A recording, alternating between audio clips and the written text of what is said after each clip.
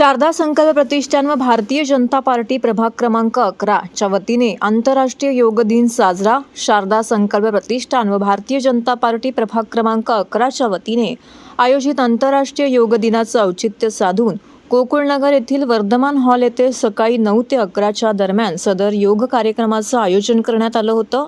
ठाणे महानगरपालिकेचे माजी नगरसेवक कृष्णा पाटील, माजी नगरसेविका नंदा पाटील, भारतीय जनता पक्षाचे ठाणे शहर सरचिटणीस सचिन पाटील यांच्या पुढाकाराने हा कार्यक्रम येथे आयोजित करण्यात आला होता।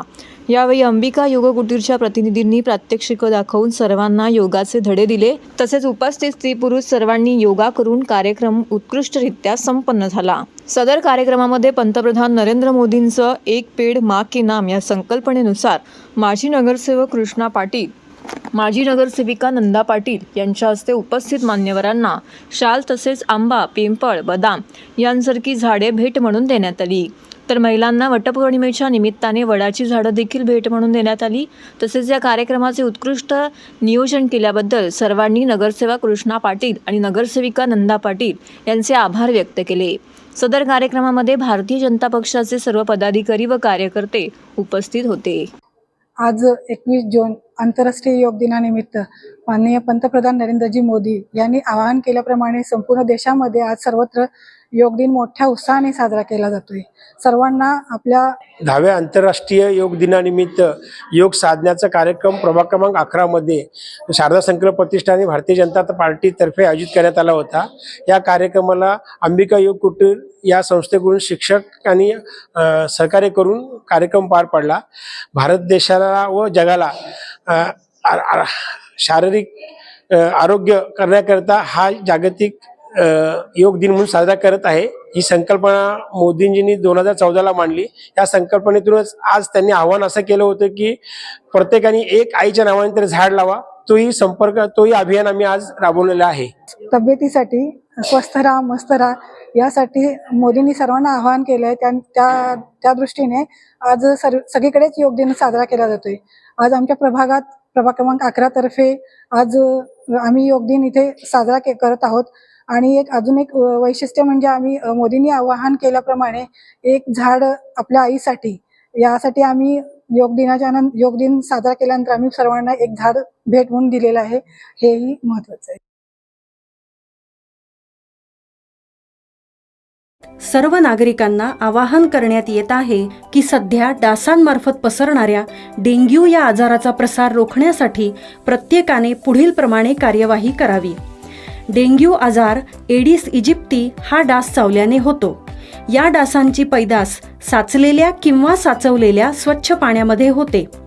8 दिवसांपेक्षा जास्त दिवस पाणी उघडे व साचून राहिल्यास त्यात डास अंडी घालतात।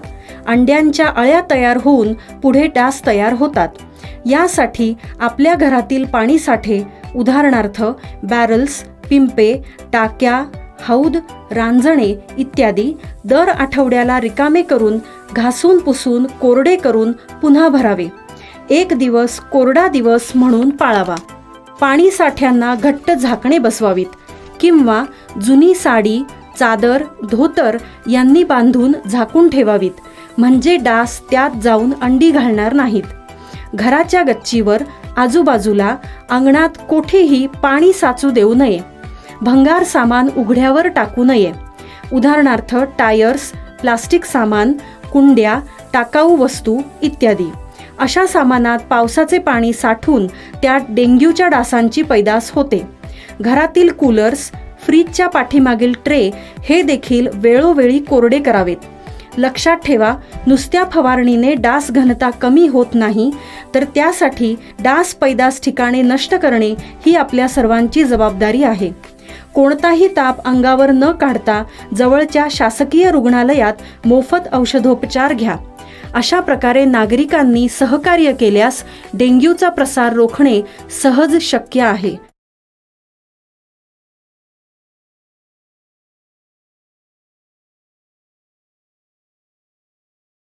डोकाई येथे मिनी स्टेडियममध्ये योग दिन साजरा।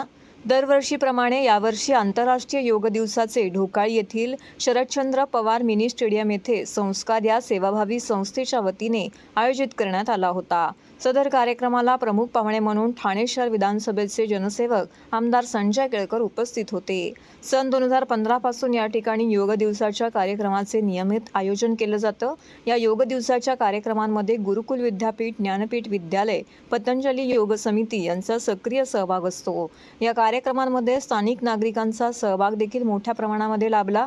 दररोज सर्वांनी किमान अर्धा तास तरी योगा केला पाहिजे व या स्टेडियममध्ये लवकरच कायमस्वरूपी दररोज सकाळी योग प्रशिक्षण सुरू ठेवण्याकरिता मी प्रयत्नशील आहे, असं देखील यावेळी आमदार संजय केळकर यांनी सांगितले. या योग दिनाच्या कार्यक्रमामध्ये जवळपास 300हून अधिक लोकांनी सहभाग घेतला होता, असे कार्यक्रमाचे आयोजक दत्ता घाडगे यांनी पत्रकारांशी बोलताना सांगितले.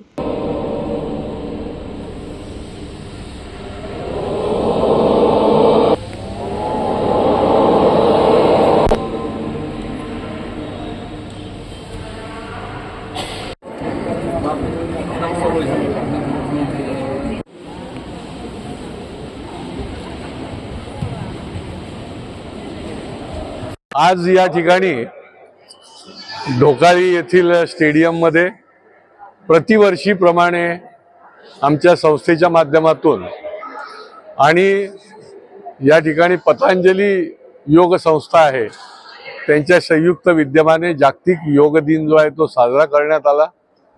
या ठिकाणचे आमचे दत्ता घाडगे आणि त्यांचे सर्व सहकाऱ्यांनी याच्यामध्ये पुढाकार घेतला आणि विशेष करून या भागामधले नागरिक तर सहभागी झालेत, परंतु विद्यार्थी देखील मोठ्या प्रमाणामध्ये या योग दिनाच्या निमित्ताने योग साधना करण्याकरता, योग मार्गदर्शन घेण्याकरता या ठिकाणी सहभागी झाले. खरं म्हणजे जागतिक योग दिनची ही दशकपूर्ती आहे आणि या स्टेडियमला देखील 10 वर्ष पूर्ण झाली आणि योग साधना करून आणि योग दिन साजरा करूनच या स्टेडियमचं या ठिकाणी सुरुवात झालेली आहे. मला असं वाटतं की लहानापासून मोठ्यापर्यंत प्रत्येकाने ही योग साधना केली पाहिजे. केवळ जागतिक योग दिनाच्या निमित्ताने नाही तर दैनंदिन सकाळी काही वेळ जो आहे तो या आपल्या शरीराकरता, बुद्धीकरता, मनाकरता दिला पाहिजे. आणि हाच संदेश जो आहे तो मोदीजींच्या मनामध्ये होता आणि म्हणून त्यांनी या जागतिक योग दिन जो आहे तो 21 जूनचा 10 वर्षापूर्वी संकल्प केला आणि त्याला मान्यता मिळाली. भारताचे पंतप्रधान नरेंद्र मोदीजींनी आंतरराष्ट्रीय योग दिवस चालू केला. त्या दिवसापासून आजपर्यंत रेग्युलर दरवर्षी या ठिकाणी योग दिवस होतो आणि या ठिकाणी पहिल्या योग दिवसापासून ते आजपर्यंत माननीय आमदार संजय केळकर साहेब स्वतः जातीने इकडे हजर असतात आणि सगळ्यांना मार्गदर्शन करतात. आणि या आंतरराष्ट्रीय योग दिवसामध्ये सुरुवातीपासून पतंजली योग समितीचा खूप महत्त्वाचा सहभाग आहे. त्याचसोबत ज्ञानपीठ विद्यालय असेल, गुरुकुल विद्यापीठ असेल, ह्या शाळांचाही मोठा सहभाग असतो. हे सगळे विद्यार्थी इथं येतात, त्याबद्दल मी त्यांचाही धन्यवाद व्यक्त करतो. आणि इथले जे काही नागरिक असतील या योग दिनामध्ये सहभागी झाले त्यांच्याही सगळ्यांचे मी धन्यवाद व्यक्त करतो.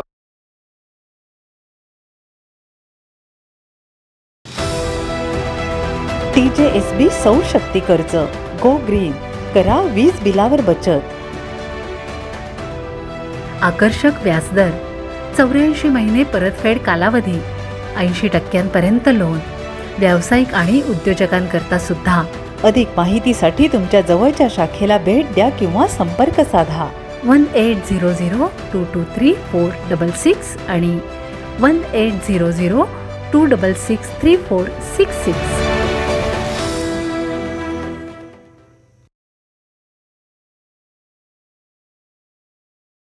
ठाणे महानगरपालिकेच्या शाळांचा कारभार डीमार्टच्या हाती, प्रवेश प्रक्रियेबाबत वाद. ठाणे महानगरपालिकेच्या मराठी शाळा क्रमांक 5 आणि इंग्रजी शाळा क्रमांक 3चा कारभार डीमार्ट संस्थेच्या हातात सोपवण्यात आला आहे. मात्र डीमार्ट व्यवस्थापनाकडून इंग्रजी माध्यमातील विद्यार्थ्यांना प्रवेश नाकारण्यात येत असल्याचं समोर आलं आहे. यासोबतच प्रवेश प्रक्रियेच्या नोटीस देखील पालकांना देण्यात आलेल्या नाहीत. ज्यामुळे पालकांमध्ये असंतोष निर्माण झाला आहे. या विषयासंदर्भात युवा सेना ठाकरे गटाचे कोपरी बाजपाखाडी विधानसभा युवा अधिकारी राजेश वायाळ पाटील व सर्व पदाधिकाऱ्यांनी ठाणे महानगरपालिका अतिरिक्त आयुक्त संदीप माळवी यांची भेट घेतली. डीमार्ट व्यवस्थापनाच्या या निर्णयामुळे विद्यार्थ्यांचे शिक्षण अडचणीत आले असून पालकांमध्ये रोष निर्माण झालाय. तसेच अनेक पालकांनी युवा सेना ठाकरे गटाकडे तक्रार केल्याने युवा सेना पदाधिकाऱ्यांनी ठाणे महानगरपालिका अतिरिक्त आयुक्त संदीप माळवी यांच्या ही बाब लक्षात आणून दिली असून लवकरच या संदर्भात योग्य ती कारवाई करण्यात येईल असा विश्वास संदीप माळवी यांनी व्यक्त केला आहे.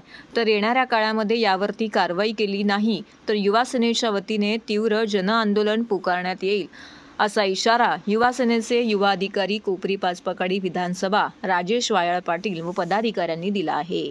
विषय असा आहे की महापालिकेच्या ज्या शाळा आहेत खामोपा क्षेत्रातल्या यांनी प्रायव्हेटायझेशन केलेलं आहे. प्रायोगिक तत्वावरती 2 वर्षापूर्वी डीमार्ट ही संस्था आहे हिला चालवायला दिलेलं आहे. 2 वर्षामध्ये दरवर्षी डीमार्ट संस्थेकडनं ॲडमिशन्स नाकारले जात आहेत. पालकांना परत कुठली नोटीस दिली जात नाही. नोटीस बोर्डावर ॲडमिशन प्रक्रिया सांगितली जात नाही आणि उडवाउडवीची उत्तरे दिली जातात आणि पटसंख्या कमी करून दरवर्षी पालिकेच्या शाळांमध्ये दरवर्षी सांगितलं जातं की बाबा गव्हर्नमेंट स्कूलमध्ये विद्यार्थी पटसंख्या कमी होत आहे. जर तुम्ही विद्यार्थ्यांचे ॲडमिशन्सच नाकारणार असाल तर विद्यार्थ्यांची पटसंख्या कमीच होणार आहे. राईट टू एज्युकेशन अंतर्गत जर प्रत्येक ठिकाणी कोणताही विद्यार्थी गरीब गरजू विद्यार्थी शिक्षणापासून वंचित राहिला नाही ही शासनाची भूमिका आहे, तर मग शासनाच्या शाळा या प्रायव्हेटाईज तुम्ही केल्यानंतर त्यांच्याकडनं ॲडमिशन्स का नाकारण्यात येतात. या संदर्भात आम्ही अतिरिक्त आयुक्त संदीप माळवी साहेबांची आज भेट घेतलेली आहे. याच्यावर सकारात्मक चर्चा झालेली आहे. त्यांनी सांगितलं याच्यावर आम्ही नक्कीच मार्ग काढू आणि महापालिका क्षेत्रामध्ये जितक्याही आमच्या शाळा आहेत त्यांना सर्क्युलर काढू की कुठल्याही शाळांमध्ये ॲडमिशन्स नाकारले गेले नाही पाहिजे. जर नाकारले गेले तर त्यांना आम्ही निर्वाणीचा इशाराही दिलेला आहे. जर यापुढे ॲडमिशन्स नाकारले गेले तर युवा सेनेमार्फत मोठं एक आंदोलन उभं केलं जाईल. आमच्याकडे कमीत कमी 1 डझनभर तक्रारी तरी सध्या आलेल्या आहेत. आम्ही एका शाळेपुरते सध्या बोलतोय सावरगडच्या. अजून बऱ्याच शाळांमधनं अशा अनेक तक्रारी आमच्यापर्यंत आलेल्या आहेत. महापालिकेच्या आयुक्त साहेबांची भेट घेतलेली आहे ना, सकारात्मक चर्चा झालेली आहे. बदल होईल त्यांच्या बोलण्यातनं तर कळतंय.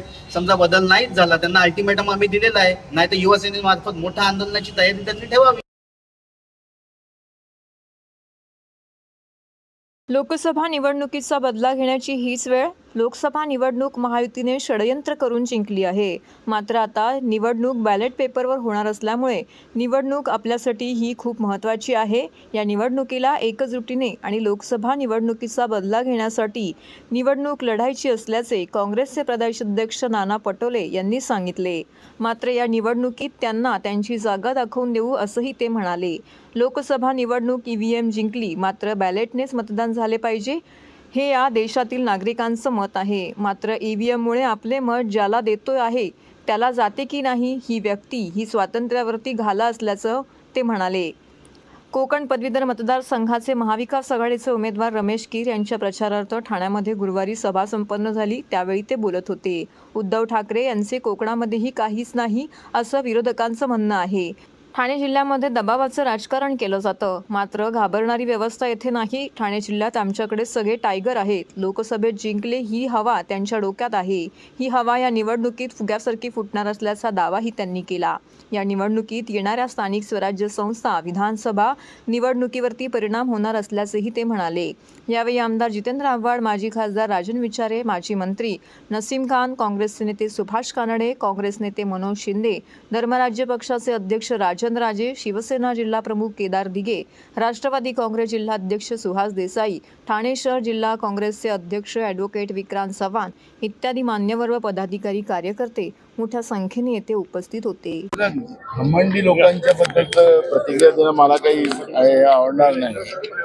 आणि आपण पाहिलं असेल की पुण्याचं उदाहरण आपल्याला पाहिलं की दंगेकर कोण अशी चेष्टा करणारी भाजप पाहिली आणि जनतेने मग दंगेकर कोण हे सांगितलं. आडनावावरून त्यांच्या आडनावाची टिंगल करणं हे मस्तावल्या राजकारणाची भाषा आहे. मला वाटतं की महाविकास आघाडी म्हणून या मस्तावल्या सरकारच्या उमेदवाराला कोकणातली जनता पाडेल. मुंबई असेल की नाशिक असेल त्या ठिकाणी या महायुतीचे उमेदवार हारतील अशा पद्धतीचे चित्र आज या चारही विधान परिषदेच्या निवडणुकीमध्ये आपल्याला पाहायला मिळणार. तर एक बघा की महाराष्ट्र हा बेरोजगारांचा महाराष्ट्र निर्माण करण्याचं काम 2014 ते 2024 पर्यंत आपण पाहिलेलं आहे. ग्रॅज्युएट पोस्ट ग्रॅज्युएट पोरं बेरोजगार आहेत. आता महाराष्ट्रामध्ये पोलिसांची भरती केली चालू, तर ते तिथेही अवस्था काय चाललेली आहे मी त्याचा उल्लेख आता केला. स्वतः राज्याचे उपमुख्यमंत्री फडणवीस आणि राज्याच्या मुख्य सचिवाशी बोललो. त्यांना सांगितलं की तरुण पोरं मुली राहायला जागा नाही, गरिबांची मुलं बस स्टँडवर आहेत, तुमच्या रेल्वे स्टेशनवर झोपतात आहेत, ते तिथं जातात आहेत, त्यांना राहायची तरी व्यवस्था करा. राज्यावर तुम्ही रोज कर्ज लादतात आहात. 2.5 लाख कोटीच्या वर कर्ज या महाराष्ट्रावर लादलं आणि कर्ज घेण्याची परंपरा चालूच आहे आणि त्याच्यामध्ये मोठ्या प्रमाणात भ्रष्टाचार. पण तरुणांचा अपमान करण्याचा अधिकार तुम्हाला नाही. तातडीनं त्यांच्यासाठी व्यवस्था करा. अशा पद्धतीची भूमिका आम्ही मांडू. सांगाय तात्पर्य याला अजेंडा काय की राज्यामध्ये बेरोजगारी, महागाई, शेतकऱ्यांच्या आत्महत्या, शेतकऱ्यांवर होणारा अन्याय, शेतकऱ्यांचं छत्रपती शिवाजी महाराजांच्या नावाने जी कर्जमाफी केली होती फडणवीस सरकारने ती अजूनपर्यंत झाली नाही. जे 50,000 प्रोत्साहनाचे द्यायचे ते अजून शेतकऱ्याला दिले नाही.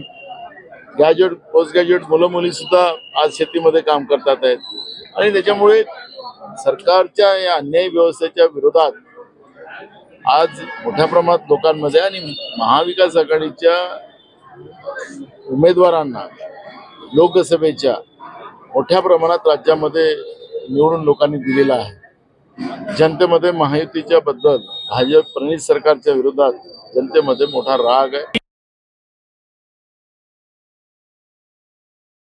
राष्ट्रवादी काँग्रेसचे राष्ट्रीय सरचिटणीस तथा आमदार जितेंद्र आव्हाड यांच्या मार्गदर्शनाखाली संघर्ष या संस्थेच्या वतीने पारसिकनगर 90 फीट रोड येथे योग दिनाचं औचित्य साधून योग महाकुंभचं आयोजन करण्यात आलं होतं.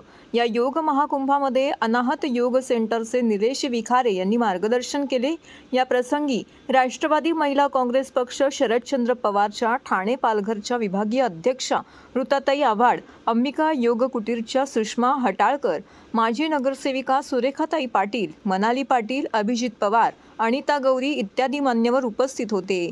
यावेळी विठ्ठल आपल्या दारी या संकल्पनेनुसार वारकऱ्यांच्या उपस्थितीत आणि टाळ मृदुंगांच्या निनादात विठुरायाची पालखी देखील काढण्यात आली.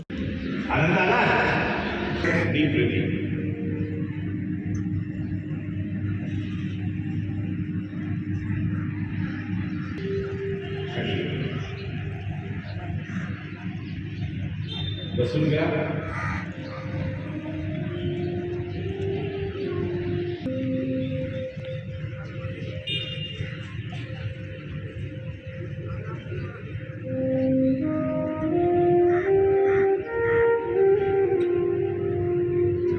हरि ओम. चला यानंतर आता आपण करणार आहोत वर मागे जास्तीत जास्त करून मागे तुमच्या डोळ्यासमोर या आसनाचे फायदे तुम्हाला सांगते. पुन्हा हे आसन तुम्हाला तुमच्या अभ्यासात लक्ष लागण्यासाठी जमिनीकडे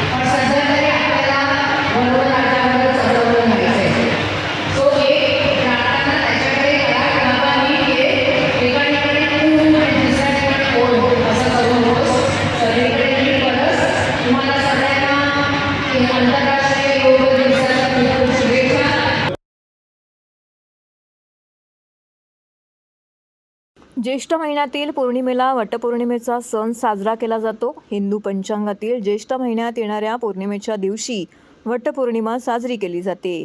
आपल्या पतीच्या दीर्घायुष्यासाठी, निरोगी जीवनासाठी तसेच उत्तम आरोग्य लाभावं म्हणून महिला वटपौर्णिमेचा उपवास करतात आणि वडाच्या झाडाची पूजा देखील करतात. ठाण्यातील कोपिनेश्वर मंदिरामध्ये प्राचीन असं वडाचं झाड आहे. या झाडाची पूजा करण्याकरिता मोठ्या संख्येने सुवासिनी महिला येथे दाखल झाल्या होत्या.